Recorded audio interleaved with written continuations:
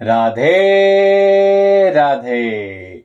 हर हर महादेव। जय जय श्री कृष्णा। मैं अभिषेक भटनागर अपने चैनल गॉड इज माइंड पर एक बार फिर आप लोगों का स्वागत करता हूं। मैं आप लोगों से प्रार्थना करना चाहूंगा कि यदि किसी ने भी अभी तक इस चैनल को सब्सक्राइब नहीं किया है तो आज ही कर लें। जिस तरीके से कल हमने आपको बताया था कि चुगली करना क्यों अच्छा नहीं होता और उसका क्या नुकसान हमें भुगतना पड़ता है, उसी तरह आज हम एक बहुत ही महत्वपूर्ण टॉपिक के ऊपर विचार करने जा रहे हैं, क्योंकि आज का हमारा अध्याय कुछ उसी से रिलेटेड है और वो है ईगो यानी अहम।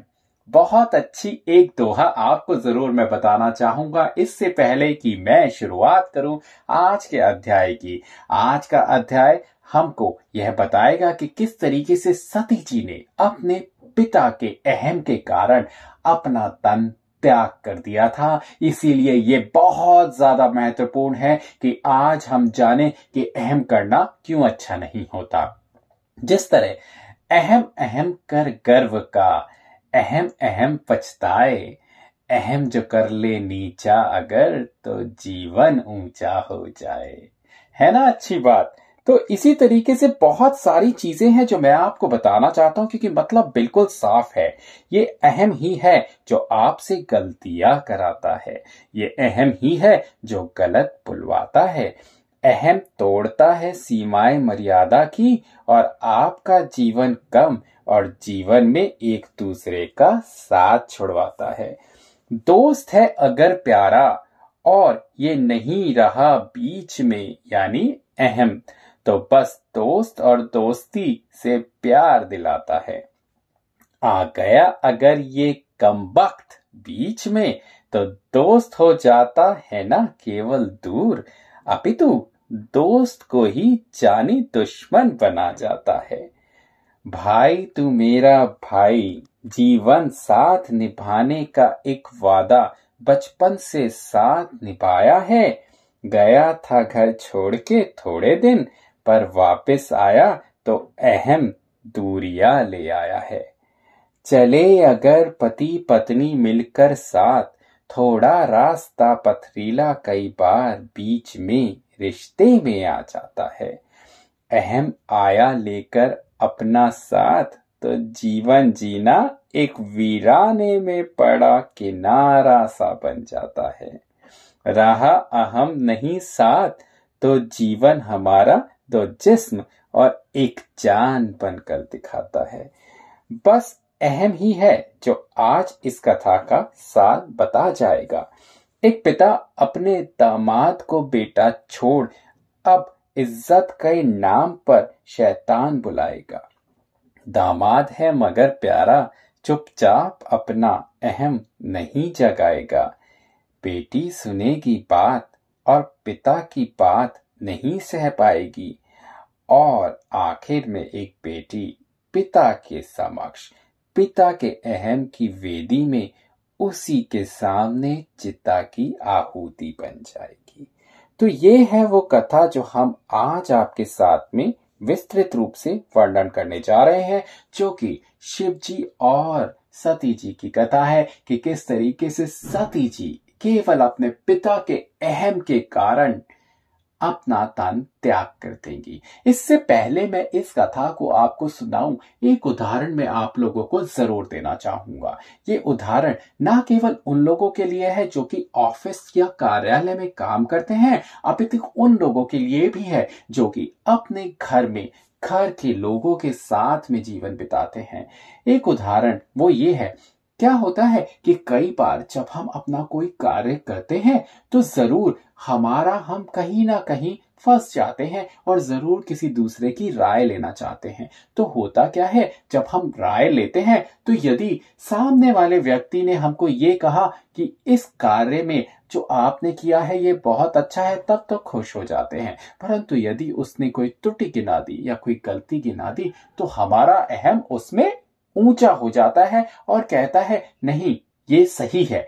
और जब वक्त आता है उस कार्य के निष्कर्ष का या नतीजे को दिखाने का, यदि तो हमको उस कार्य के नतीजे में प्रेज मिल जाती है यानी प्रशंसा मिल जाती है, तो हमारा अहम उसी समय उस व्यक्ति के सामने उसको इस तरह नीचा दिखाता है कि देखा, तुमने जो बोला था वो गलत था और मैंने जो किया वो सही था।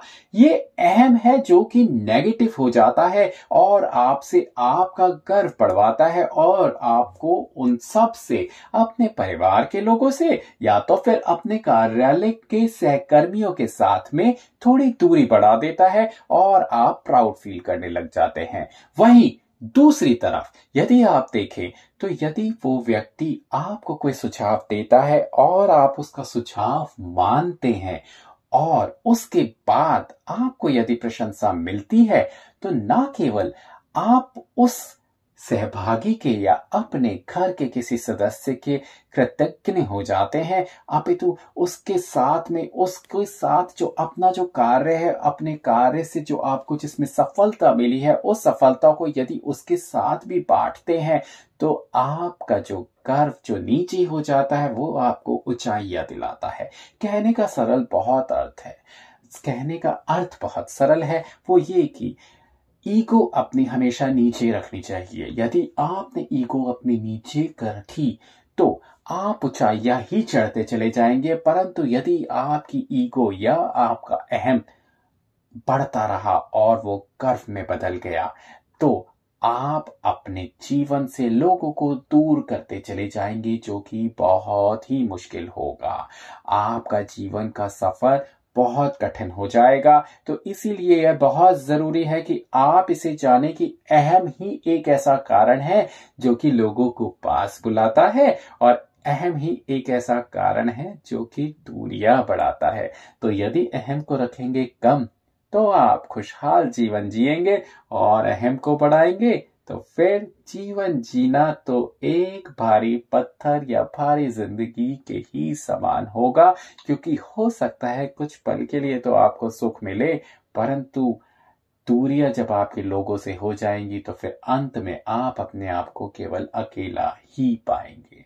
यही है इस कथा का सार जो हम आपको आज बताएंगे। चलते हैं, करते हैं आज के दिनचर्या की शुरुआत अपने श्रीमद् भागवत के चौथे स्कंद के 3रे अध्याय के साथ। सब देवता, ऋषिवर और गंधर्व आदि का अपने अपने विमानों पर चढ़कर दक्ष प्रजापति के यज्ञ में जाना और सती जी का कैलाश पर्वत पर से देखना। मैत्री जी बोले, हे विदुर, जब दक्ष प्रजापति की नेता भेजने से सब देवता, दैत्य, ऋषिवर, मुनि, ब्राह्मण, गंधर्व और किन्नर आदि अपनी अपनी स्त्रियों समेत अच्छे अच्छे गहने व कपड़े पहनकर उत्तम उत्तम विमानों पर सवार होकर गाते बजाते उनके यज्ञ में नेवता करने चले, तब सती जी ने उनके जाने का शब्द सुनकर लोगों से पूछा, आज आकाश मार्ग में भीड़ दिखाई देने का क्या कारण है? यह बात सुनकर महादेव जी के गण बोले, तुम्हारे पिता दक्ष प्रजापति के यहाँ यज्ञ है, इसलिए सब देवता और ऋषिवर अपने आदि अपनी अपनी स्त्रियों समेत वहां नेवता करने जाते हैं। ऐसा सुनते ही सती जी ने उदास होकर मन में कहा कि मेरे बाप ने अपने यज्ञ और लोगों को तो नेता भेजा, पर मुझे और महादेव जी को ना बुलाकर मेरा अपमान किया। कदाचित काम काज की अधिकता में भूल गए हों, तो माता पिता, गुरु और मित्र के घर बिना बुलाए ही चले जाना चाहिए, इसमें कुछ अपमान नहीं होता। तो यहाँ क्या था? यहाँ ये था कि सती जी के मन में कोई ईगो नहीं आई, कोई अहम नहीं आया। उन्होंने सोचा माँ बाप के यहाँ जाने में तो कोई अपमान नहीं महसूस करना चाहिए। यदि उन्होंने नहीं बुलाया तो अपने अहम को नीचे रखकर सती जी वहां से चली गई। इसलिए वहां जाकर सबसे भेंट करके वह आनंद देखना उचित है। मेरे ना जाने से देवताओं की स्त्रियां इकट्ठी होकर आपस में कहेंगी कि क्या कारण है जो दक्ष प्रजापति ने सती जी को नहीं बुलाया। इसमें हमारे माता पिता का बहुत अपमान होगा और मेरा भी। मरते समय तक इस बात का पछतावा मन में रह जाएगा। ऐसा विचार कर सती माता ने महादेव जी से विनय किया कि हे महाप्रभु, मेरे पिता के यहाँ यज्ञ में सब देवता अपनी अपनी स्त्रियों को साथ लेकर नेवता करने जाते हैं। कदाचित मेरे माता पिता स्त्रियों को साथ लेकर नेवता करने जाते हैं, कदाचित मेरे माता पिता ने काम काज की भीड़ में भूलकर आपको और मुझे नहीं बुलाया, तो मेरे पिता बिना बुलाए जाने में कुछ लज्जा नहीं है। मेरे पिता के यहाँ पर वहां पर मेरी सब बहनें अपने अपने पति के साथ आएंगी। मुझे बहुत दिनों से यह इच्छा थी कि कोई उत्सव तो मेरे पिताजी के यहाँ होता तो मैं भी तुम्हारे साथ वहां पर जाती। सो आप दया करके मुझे अपने साथ लिए हुए वहां पर चलिए। सबसे भेंट करके मुझे परम आनंद होगा। सती जी का यह वचन सुनकर महादेव जी हमारे भोलानाथ दक्ष प्रजापति से शत्रुता होने का हाल सुनाकर कहा, हे सती, तुम्हारे पिताजी मुझसे शत्रुता रखते हैं। यदि वह मुझसे शत्रुता ना मानते तो मैं बिना बुलाए ही चला जाता। अब बिना बुलाए उनके यहाँ जाऊं और वह मेरा आदर ना करें, अपना मुंह फेर ले या कोई दुर्वचन कहे तो उसमें अच्छा नहीं है। क्योंकि तीर और तलवार के घाव तो मल्लम से भर जाते हैं, पर जीवा का घाव जो किसी के दुर्वचन कहने से कलेजे में पड़ जाता है वह किसी तरह अच्छा नहीं होता। यह बिल्कुल सत्य बात बोली है भोलानाथ ने। क्योंकि यदि कहते तो ये है कि यदि किसी ने किसी को मारा पीटा तो ठीक है, वो घाव तो कुछ इतनी देर तक नहीं लगते, परंतु आप भी ये बात मानेंगे कि यदि किसी ने आपको कुछ कह दिया, कुछ दुर्वचन कह दिया, तो वो आपके दिमाग में घूमता रहता है, घूमता रहता है, घूमता रहता है और आप केवल ये सोचते हैं कि अब इसका बदला किस तरह लिया जाए, या फिर यह उसने मुझसे ऐसा कहा था तो अब मुझे जरूर इसका कुछ ना कुछ बदला देना होगा। तो यहीं से आपकी अहम की सीमाएं शुरू हो जाती हैं। तो चलिए आगे बात करते हैं। उसकी औषधि बहुत दुर्लभ है, इसलिए मैं तुम्हारे पिता के यज्ञ में नहीं जाऊंगा। जब शिव जी ने जाना अंगीकार नहीं किया तब सती जी विनय पूर्वक बोली कि आप नहीं जाते तो मुझको आज्ञा दीजिए। मुझे अपने माता पिता के घर बिना बुलाए जाने में कुछ लज्जा नहीं है। यह वचन सुनकर महादेव जी ने कहा, हे सती, दक्ष प्रजापति अपने राज्य व धन के मद में गर्वित होकर मेरे साथ शत्रुता से तुम्हारा भी अपमान करेंगे। तब तुम बहुत दुखी पाओगी और तुम्हारा निरादर होने से मुझे भी क्रोध उत्पन्न होगा। इसलिए तुम्हारा जाना भी किसी तरह उचित नहीं है। नारायण जी की इच्छा ने से सती जी ने उनके समझाने पर भी नहीं माना और फिर शिव जी से कहा कि मेरे ना जाने पर अपनी 60 बहनों के निकट मेरा अनादर होगा, पर वह लोग मुझको ताना मारेंगी, इसलिए मेरे बिना गए नहीं बनता। मुझे आज्ञा दीजिए तो जल्दी जाऊं। शिव जी ने ऐसा वचन सुनकर मन में विचार किया कि सती जी ने तो आज तक कोई काम मेरी आज्ञा के बिना किया ही नहीं था। आज यह ना जाने किस वास्ते ऐसा हट करती हैं और मेरा कहना नहीं मानती। इससे मालूम होता है कि वहां जाने में इनका कल्याण नहीं है। होनहार प्रबल होता है, परमेश्वर की इच्छा में किसी का वश नहीं चलता। ऐसा विचार कर महादेव जी ने सती जी से कहा कि जो तुम्हारी इच्छा हो वही करे। और इस तरह सती जी अपने पिताजी के घर यज्ञ में चली जाती हैं और वहां पे अपना देह त्याग करती हैं, क्योंकि वहां पर उनके पिताजी उनको बिल्कुल भी एंटरटेन नहीं करते। क्योंकि एक्चुअली में उनका मकसद तो यही था कि वो ऐसा यज्ञ करके हमारे भोलानाथ को नीचा दिखाएं कि उनको आमंत्रित ना कराएं। तो इसीलिए इस वजह से सती जी जब देखती हैं उनका वहां पर निरादर होता है तो अपना तन त्याग कर देती हैं। तो इसमें होता क्या है, एक पिता के अहम की वजह से उसको अपनी पुत्री को भी खोना पड़ता है और उनका परिवार आगे जाकर नष्ट हो जाता है। तो इस कथा को जो कि सती जी के तन त्याग करने की मैं आपको कल सुनाऊंगा, और परंतु इस अध्याय से जो हमने सीखा है उसको अपने जीवन में जरूर उतारें, क्योंकि अहम नहीं करना चाहिए। जिस तरह मैंने आपको बताया था, अहम अहम जो गर्व करे, अहम अहम पछताए। अहम यदि नीचा रखे तो जीवन में खुशहाली पाए।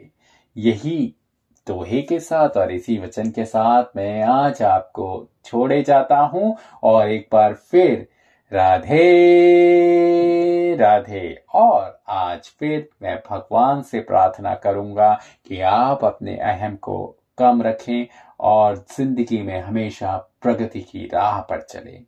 जय श्री कृष्णा।